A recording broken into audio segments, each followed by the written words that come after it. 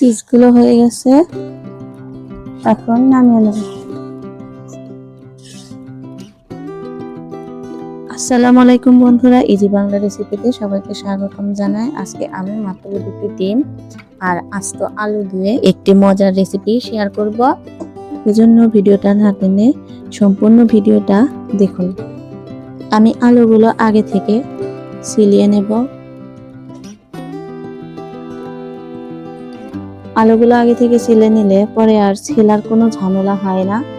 আলু ছেলা হয়ে গেছে, এখন এগুলো সেদ্ধ করে নেব। এদিকে আলু সেদ্ধ হচ্ছে, এদিকে আমি ডিমগুলো ফাটিয়ে ভেজে নেব। একটু লবণ, হলুদ,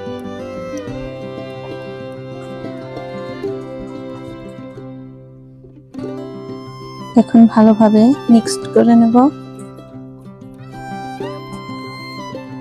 মিক্স করা হয়ে গেছে, কড়াইয়ে তেল দিয়ে ডিমটা ভেজে নেব।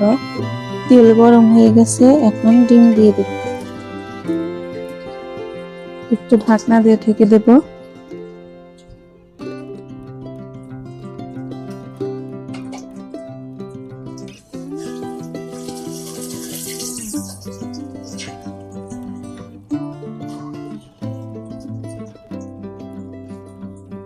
দেখুন ডিমটা কত সুন্দর হয়েছে।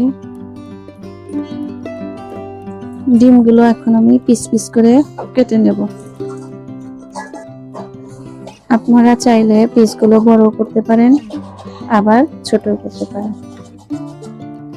চিজগুলো হয়ে গেছে, এখন নামিয়ে নেব।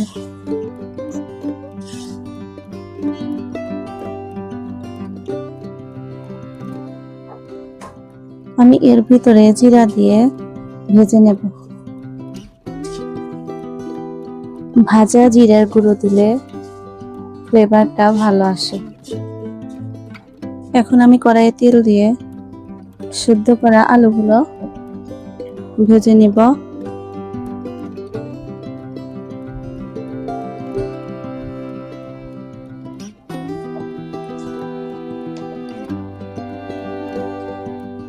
সিদ্ধ করা আলুগুলো দিয়ে দিচ্ছি। হালকা হলুদ দিয়ে দিচ্ছি, লবণ দিয়ে দিচ্ছি।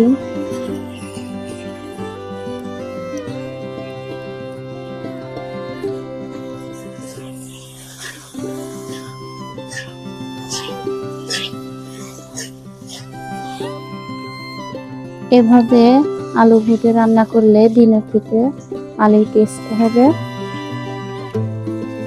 আমার ভাজা শেষ, একটু নামিয়ে নিচ্ছি। নামানো হয়ে গেছে, তেলে দিয়ে দিলাম শুকনো মরিচ আর তেজপাতা, পেঁয়াজ কুচি।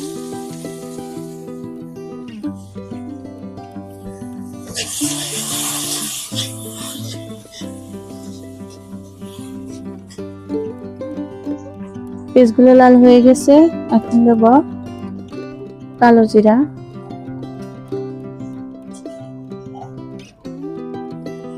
জিরে, আর দিয়ে দিচ্ছি মরিচ বাটা, আদা রসুন বাটা, হলুদের গুঁড়া, ধনিয়ার গুঁড়া,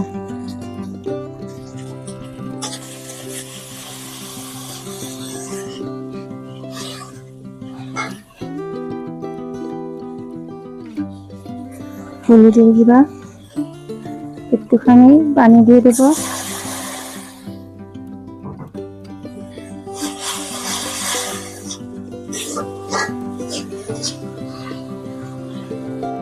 মশলা কষানো হয়ে গেছে, এখন ভাজা আলুগুলো দিয়ে দেব।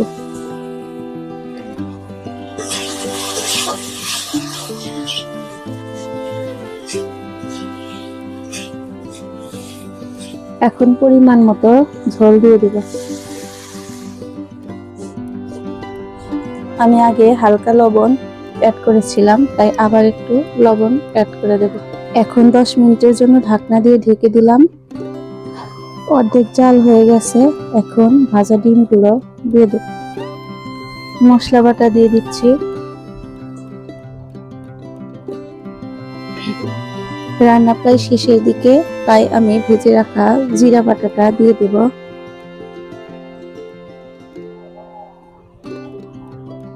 রান্না হয়ে গেছে, এখন নামিয়ে নেব।